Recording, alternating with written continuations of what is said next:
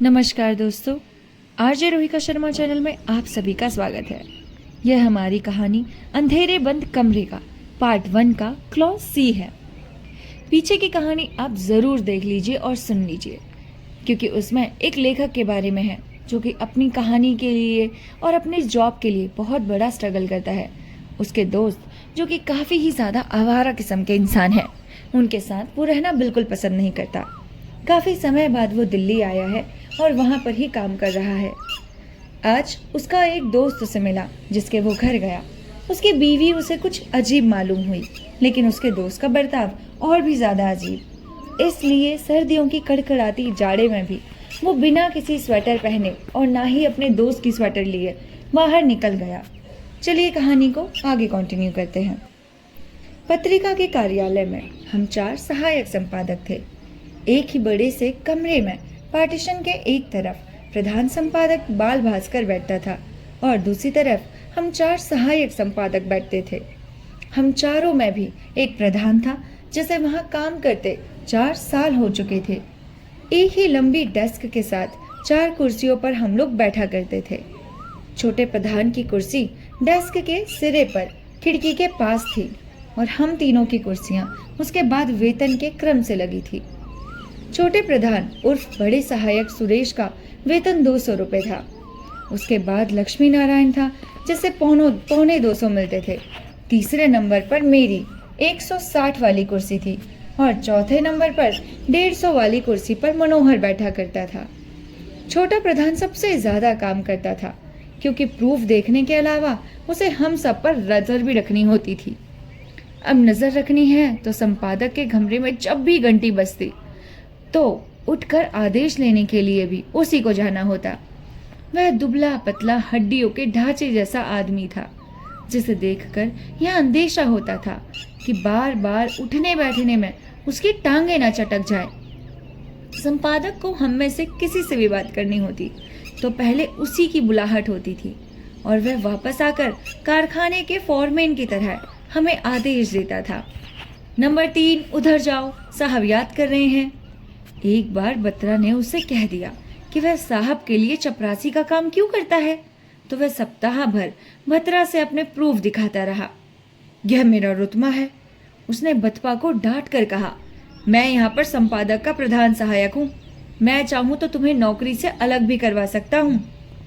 हम जानते थे कि किसी को नौकरी से अलग कर सकते हो या नहीं, वह अपनी नौकरी की सलामती साहब को खुश रखने में ही समझता है।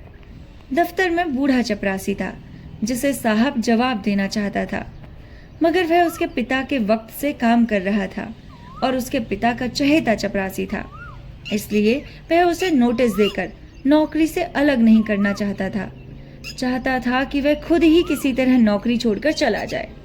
इसलिए साहब घंटे बजाकर सुरेश को बुलाता और उससे कहता कि वह नीचे जाकर देख आए कि सीताराम क्या कर रहा है। बीड़ी पी रहा है। सुरेश नीचे से आकर उसे रिपोर्ट देता। यह आदमी बिल्कुल हराम की तनख्वाह लेता है, सारा दिन कुछ काम नहीं करता। जाकर उसे कह दो कि वह बीड़ी पीना छोड़ दे, दफ्तर के वक्त में उसे बीड़ी पीने की इजाजत नहीं। सुरेश फिर नीचे जाता है और लौट आता है। उसने बीड़ी फूंक दी? साहब पूछते। जी हाँ, फेंक दी। तो जाओ तुम काम करो, अगले महीने की पूरी डमी मुझे शाम तक मिल जानी चाहिए। सुरेश साहब के कैबिन से निकल कर आता तो फिर उसी फॉरमैन किसी मुद्रा से हमसे कहता, आज शाम तक अगले महीने की डमी तैयार हो जानी चाहिए। साहब शाम को डमी देखना चाहते हैं। क्या? साहब शाम को डमी देखकर क्या करेगा? बत्रा धीरे से कहता। सारा मैटर तो उसी का दिया हुआ है। ये मैं नहीं कहता, ना ही जानता हूँ। फॉरमैन गर्दन ताने हुए अपनी कुर्सी पर बैठ जाता। साहब डमी देखना चाहते हैं, इसलिए शाम तक डमी तैयार हो जानी चाहिए। डमी के लिए पूरी तस्वीरें नहीं हैं, हम में से कोई कह देता। पूरी तस्वीरों की कोई ज़रूरत नहीं है। फोरमैन खिड़की से आती हुई हवा को रोकने के लिए खिड़की के किवाड़ बंद कर देता, जिससे बैठने की वह तंग गैलरी एक अंधेरी गली का रूप ले लेती। बगैर तस्वीरों के भी डमी तैयार हो सकती है। लक्ष्मी धीरे से कहता। वैसे तो डमी बगैर मैटर के भी हो सकती है। मैं ये सब बातें नहीं सुनना चाहता। अगर तुम लोग काम नहीं करना चाहते तो मुझे साहब के पास जाकर रिपोर्ट करनी पड़ेगी। इतने में अंदर फिर घंटी बज उठती और सुरेश अंदर उठकर चला जाता। वहां उसे आदेश मिलता और आदेश में क्या होता कि भाई जल्दी जल्दी अपना काम करो। बेचारा नीचे जाकर एक बार फिर देखाओ कि सीताराम क्या कर रहा है। सुरेश नीचे जाता और लौट कर कहता, एक किताब पढ़ रहा है। किताब पढ़ रहा है? हाँ, कुर्सी पर बैठा किताब पढ़ रहा है, जैसे बड़ा साहब वही हो। तुम जाकर उसके हाथ से किताब ले लो, उससे कहो कि कुर्सी उठाकर ऊपर रख दे।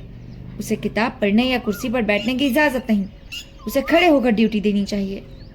सुरेश कैबिन से निकलता, हाथ मलता वह फिर नीचे चले जाता।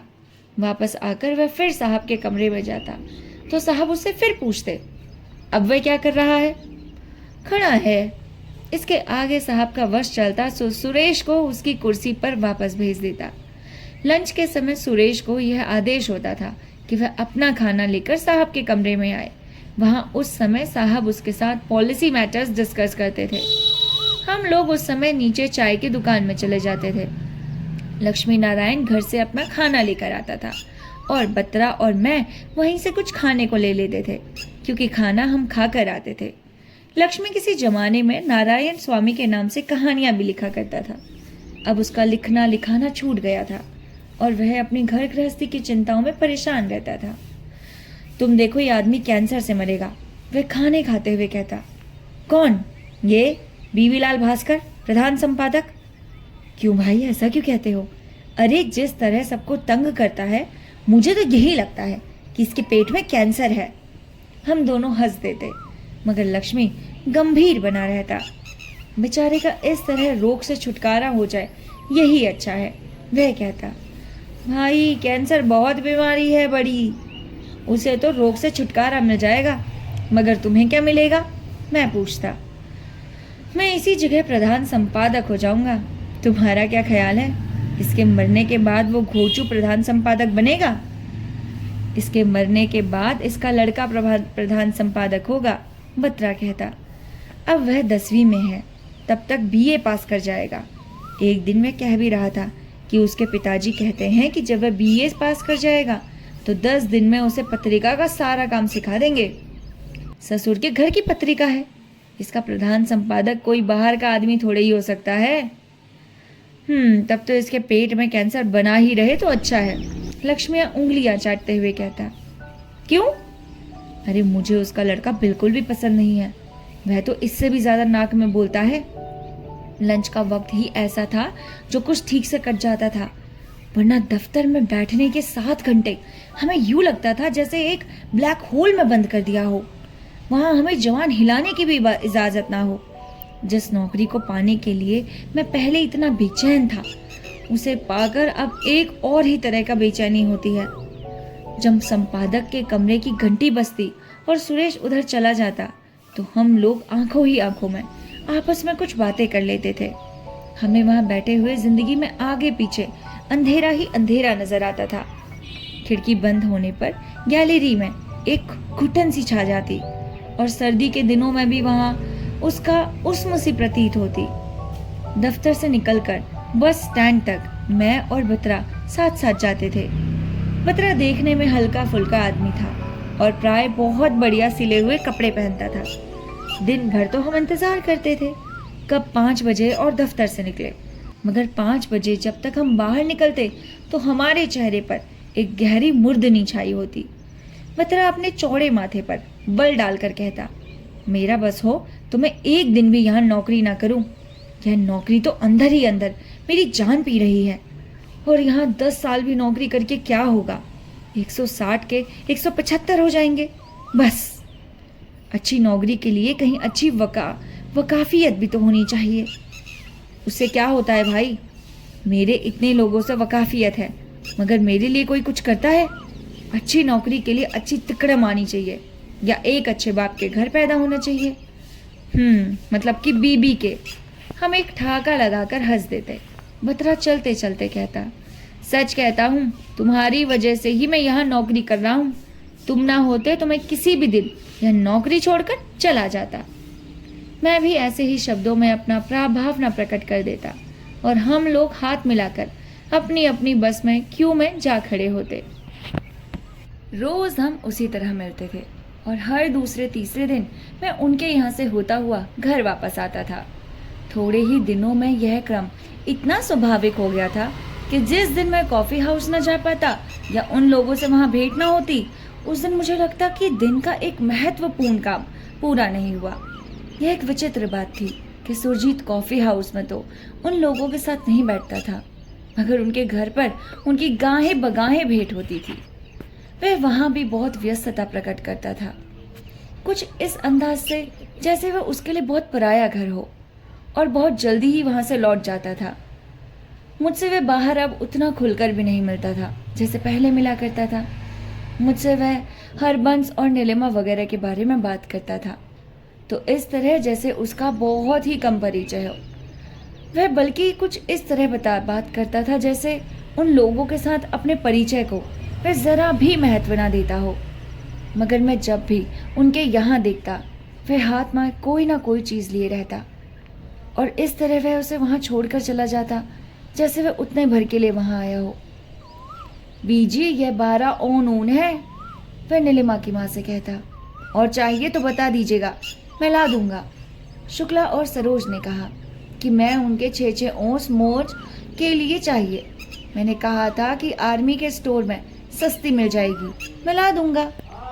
जितनी और चाहिए बता दीजिएगा। एक मेजर अपना अच्छा वाकिफ है। अच्छा मैं चल रहा हूँ। और ये कहकर वह चला दिया। जीवन भार्गव उन दिनों बहुत उखड़ा उखड़ा और उदास रहता था। वह कॉफी हाउस में बैठा जिस तरह खोई खोई नजर से शुक्ला की तरफ देखता रहा। उससे शुक्ला को शायद अच्छा नहीं लगता था। कई बार जानबूझकर उसके प्रति उपेक्षा प्रकट करती थी। वह जब उसे धीमे स्वर में उसे बात कहने लगता तो बीच में ही किसी और से बात करने लगती। कभी हम कॉफी हाउस से निकलकर कनॉट प्लेस में चक्कर लगाते तो आज जानबूझकर वह चेष्टा करती कि उसे भार्गव के साथ न चलना पड़े और मुझे या शिव मोहन को रोक कर कहती, तुम मेरे साथ आओ, मुझे उस दुकान से एक चीज़ खरीदनी है, इन लोगों को आगे जाने दो। भार्गव ऐसे अवसरों पर यूं महसूस करता जैसे हम लोग शुक्ला के पीछे रुककर उसके साथ दुश्मनी कर रहे हों और सर झुकाए चुपचाप चला जाता। कई बार उसे यह ध्यान भी नहीं रहता था कि उसके साथ और लोग कहाँ हैं और वह सबसे अलग होकर अकेला ही चलता रहता। उसके इस तरह खो जाने पर नीलिमा उसका उद्धार करती और उसे भीड़ में से ढूंढकर उसके कंधे को थपथपाती हुई कहती, तुम्हें क्या हुआ है भार्गव, तुम अफीम तो नहीं खाने लगे? भार्गव चौंक जाता और कानों तक लाल होकर कहता, नहीं मैं कुछ सोच रहा था। सोचने के लिए यही जगह मिली है, तुम सारी शाम में एक बार भी खुलकर हंस नहीं सकते, कैसे आदमी हो तुम। इतने में हम लोग पास पहुंच जाते और भार्गव शुक्ला भार्गव को सुनाकर कहती, दीदी देखो ये कितना सुंदर रिबन है, यह मुझे शिव मोहन ने ला कर दिया है। भार्गव उसके हाथ की चीज पर नजक तर नहीं डालता और फिर सीधा चल पड़ता। नीलिमा हंसकर कहती, बेचारा भार्गव, यह लड़की जानबूझकर उसे तंग करती है। क्यों? मैं उसे क्यों तंग करती हूँ? शुक्ला इस तरह कहती जैसे इस बात में कोई तुक नजर ना आती हो। मुझे किसी को तंग करने से क्या मतलब है? तुझे नहीं तो और किसे मतलब है? वह बेचारा तेरी जरा जरा सी बात से इतना दुखी हो जाता है। किसी के दुखी होने की आदत ही है तो मैं क्या कर सकती हूँ? कहकर शुक्ला भी अलग हटकर चलने लगती है और कुछ देर के लिए सब पर एक खामोशी छाई रहती है। शुक्ला की बात मेरी समझ में नहीं आती। नीलिमा ने एक बार मुझसे कहा, या तो उसे साफ जवाब ही दे दे कि मैं तुमसे ब्याह नहीं करना चाहती, या उससे ठीक से बात किया करे। यह बेचारा इतना सेंसिटिव है कि जरा जरा सी बातों से उसकी आंखें भर आती हैं। कई दिनों से वो कुछ पेंट भी नहीं कर रहा। उसका एक्स्ट्रोवर्ट आजकल एक लड़की की चिंता में घुला जा रहा है।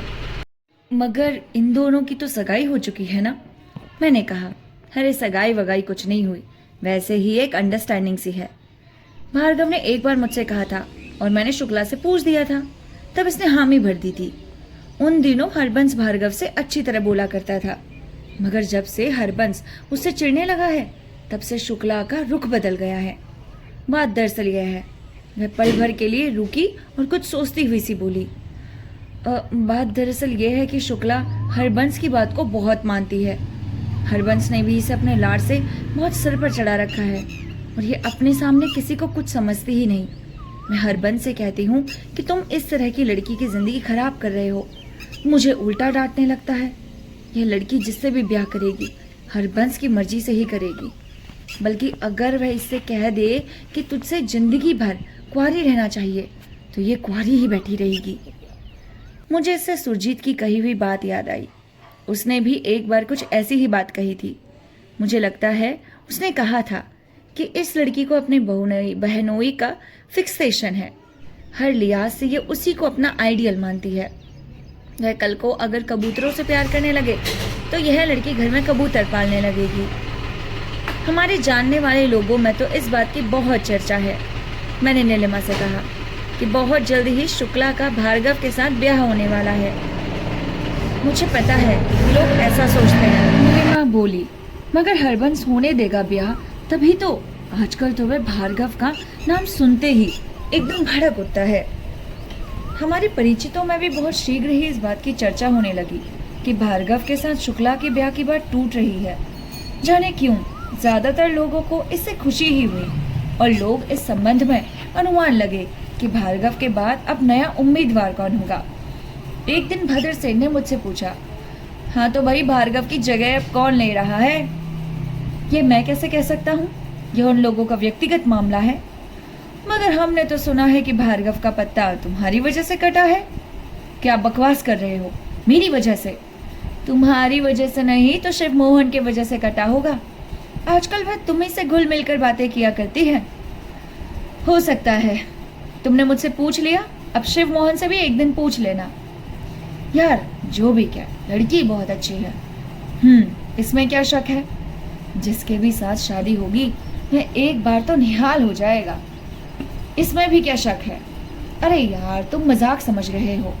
बिल्कुल नहीं, यह तुमने सोच लिया। ऐसे ही भाई हम तो चाहते हैं कि उसकी जिसके साथ भी शादी हो वह कॉफी हाउस में आती रहे और हमेशा इतनी ही सुंदर दिखाई देती रहे। अच्छा, उससे तुम्हें क्या मिलेगा? अरे कुछ नहीं, मैं तो एक्स्ट्रोवेट की बात कर रहा हूँ। शिव मोहन भी उस दिनों काफी परेशान था, मगर अपने ही कारण से। उसकी तस्वीरें खास बिक नहीं रही थी और वह अपना खर्चा चलाने के लिए आर्ट स्कूल में नौकरी करता था। उन दिनों आर्ट स्कूल के प्रिंसिपल से उसकी अनबन हो गई थी और वह चाहता था कि नौकरी छोड़ दे, मगर रोटी खाने और रंग खरीदने के लिए उसे कोई और जरिया भी नजर नहीं आता था। होशियारपुर के पास उसकी कुछ पुश्तैनी जमीन थी।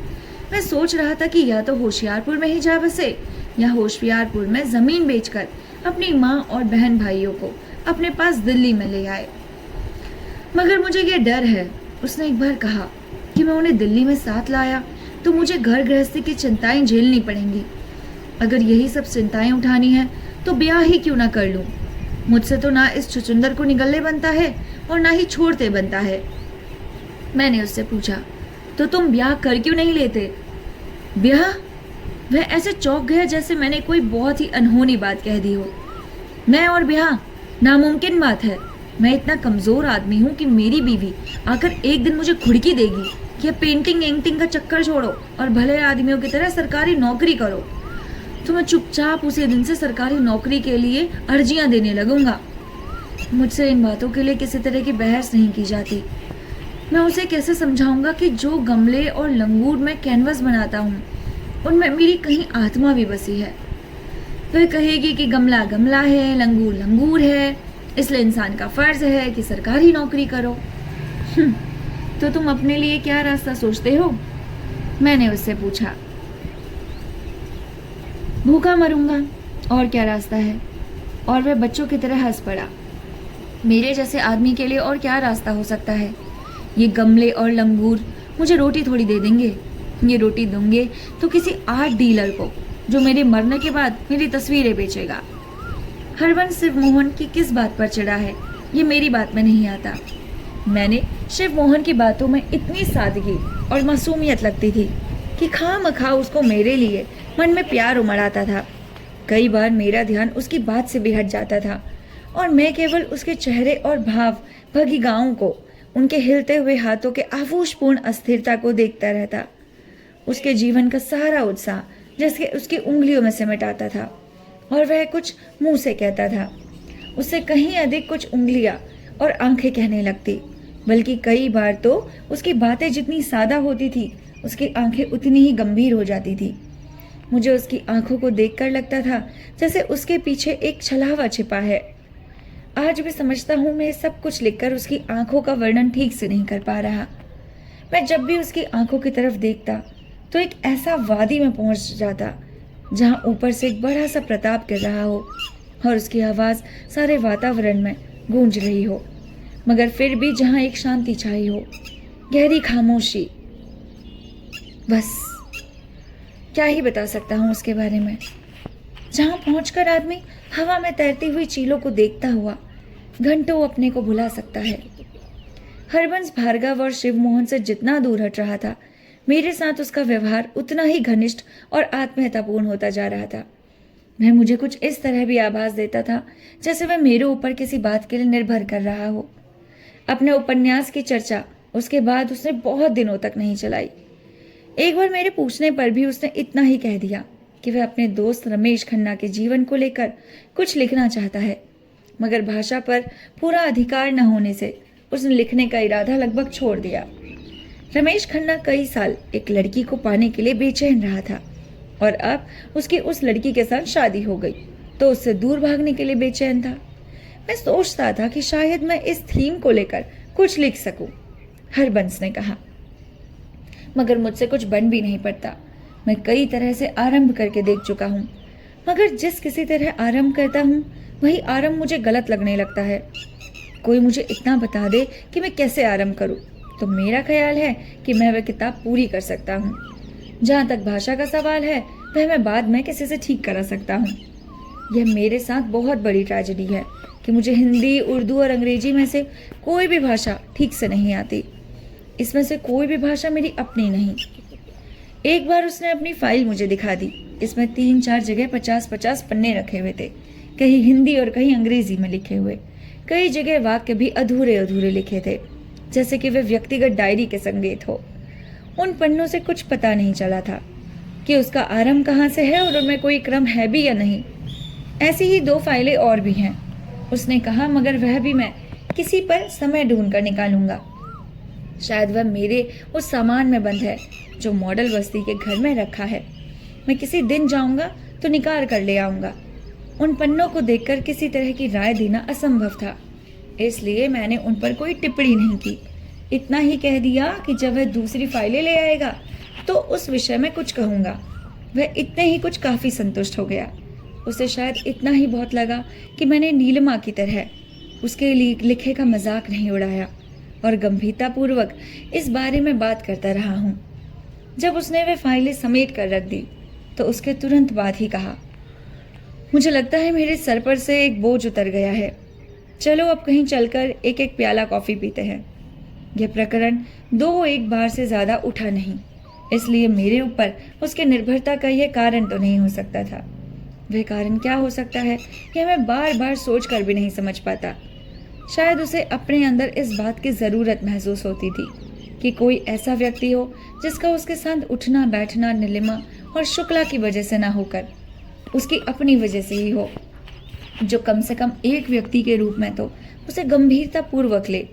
उसकी यह भूख उससे और भी बढ़ जाती थी और नीलिमा बात बात पर उसका मजाक उड़ाने लगती थी। हरबंस को शायद ख्याल आता था कि इस भूख को मैं मिटा सकता हूँ, मगर मैं अपने मन को टटोलता कि क्या मैं हरबंस की वजह से उन लोगों में उठता बैठता हूँ, तो मुझे इसका ठीक से उत्तर स्पष्ट नहीं मिलता। इनमें कोई संदेह नहीं था कि हरबंस भी उस दायरे का सबसे महत्वपूर्ण व्यक्ति था। नीलिमा और शुक्ला आखिर उसी तरह की कुछ लगती थी, उसी की वजह से हम लोगों से मिलती जुलती थी।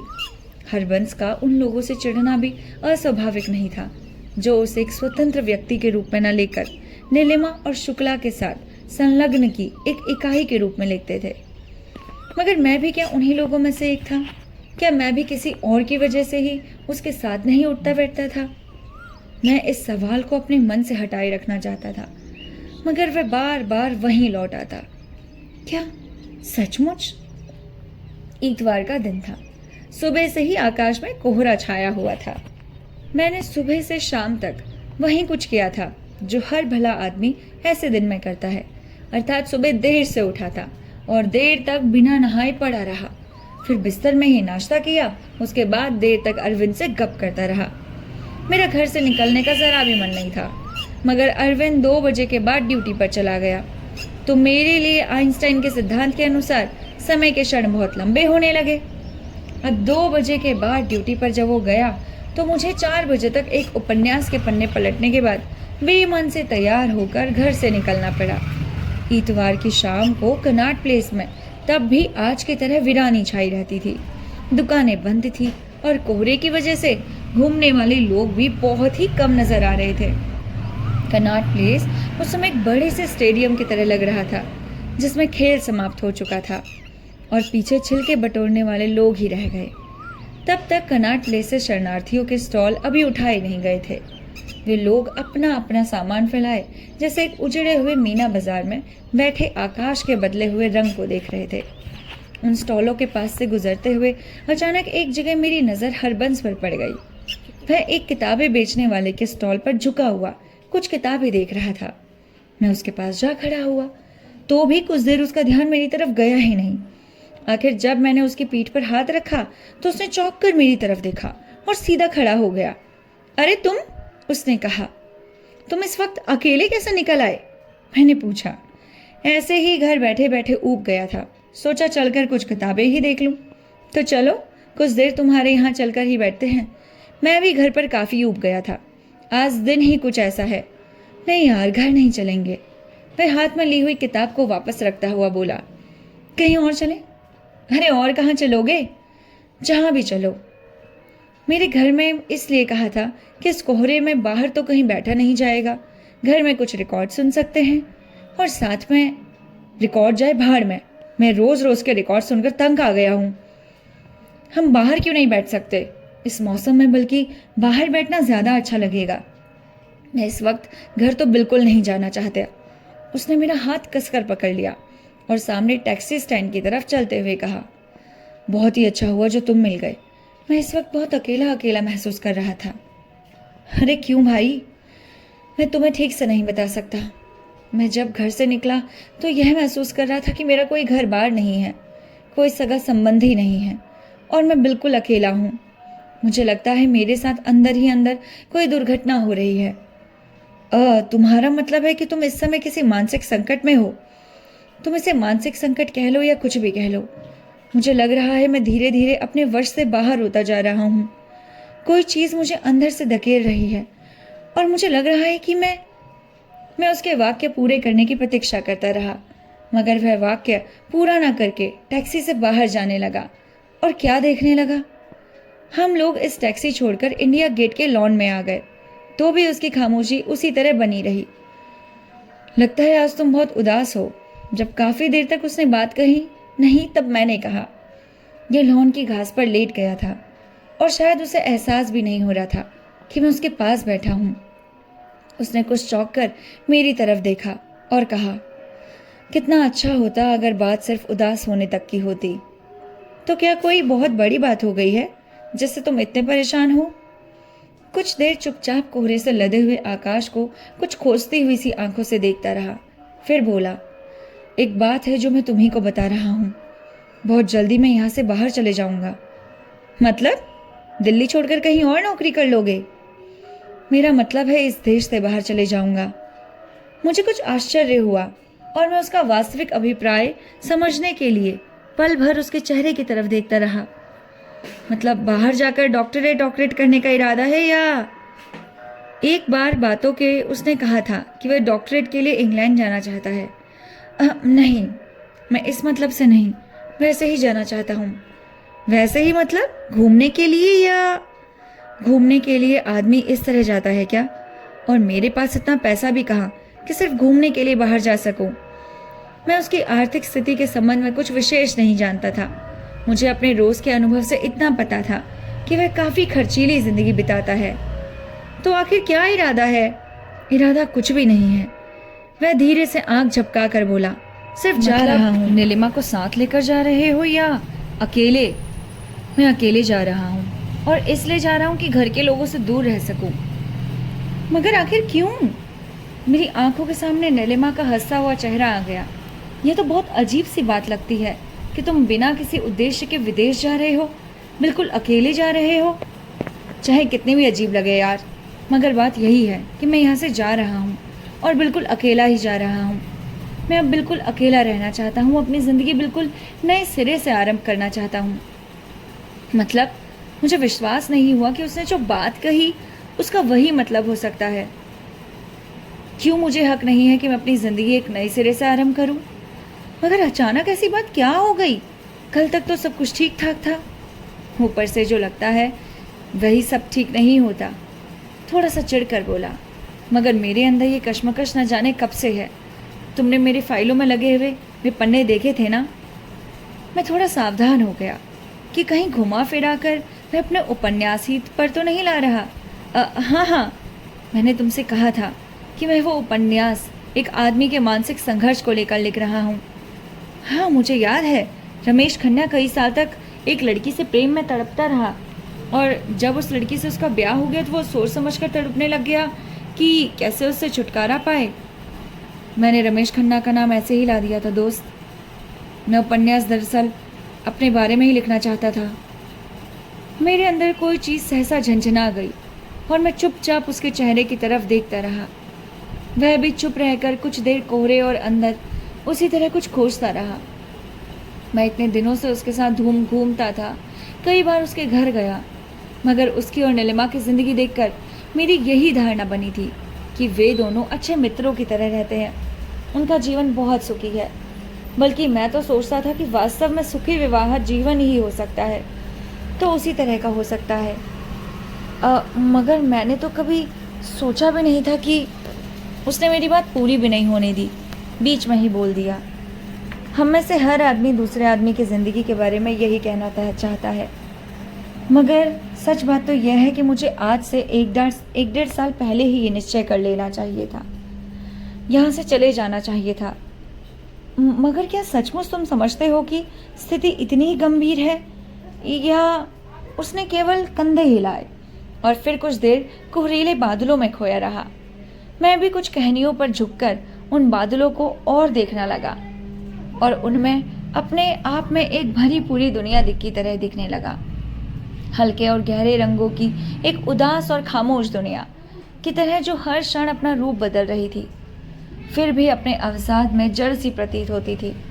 उसमें एक अथाह गहराई थी जिसका कोई आर पार नहीं था, मगर ऐसी घनता नहीं थी जो उसमें बरसा देगी।